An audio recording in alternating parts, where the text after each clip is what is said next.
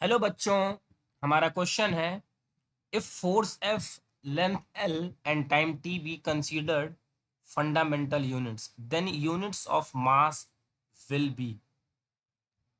तो बच्चों हमसे मास की डायमेंशन पूछी गई है। The units of mass will be. तो m is proportional to F, L and T. इसको लिखा जा सकता है m is equal to constant, इस प्रोपोर्शनलिटी को हटाया कॉन्स्टेंट, एफ की पावर ए, एल की पावर बी एंड टी की पावर सी। बच्चों सबकी डायमेंशन पुट कर दिया जाए यहाँ पे। एम की dimension M, L zero, T zero के।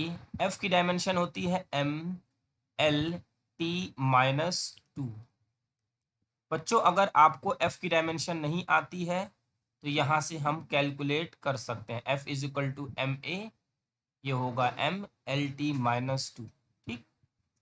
लेंथ की डायमेंशन बच्चों एल ही होगी, एल की पावर बी, और टाइम की डायमेंशन टी ही होगी, ये सी।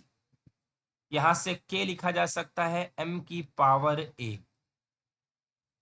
एल, एल की पावर ए प्लस बी, और टी की पावर माइनस टू ए प्लस सी।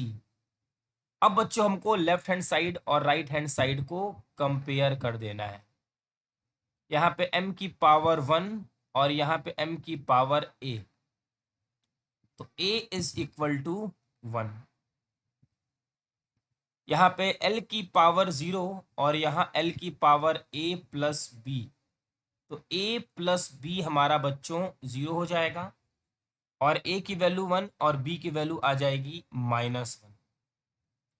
यहाँ पे t की पावर 0 और यहाँ t की power -2a plus C, -2a plus C is equal to 0।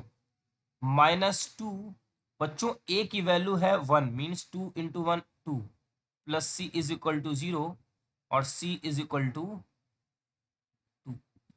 तो हमारे पास डायमेंशन a की 1, b की -1 और c की 2। तो हम इस इक्वेशन में पुट कर देंगे।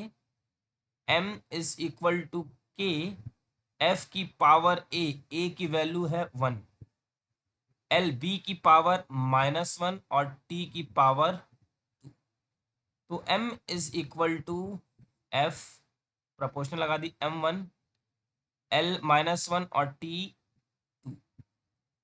तो हमारे इस क्वेश्चन का आंसर होगा बच्चों f, l -1 t2। A option is correct.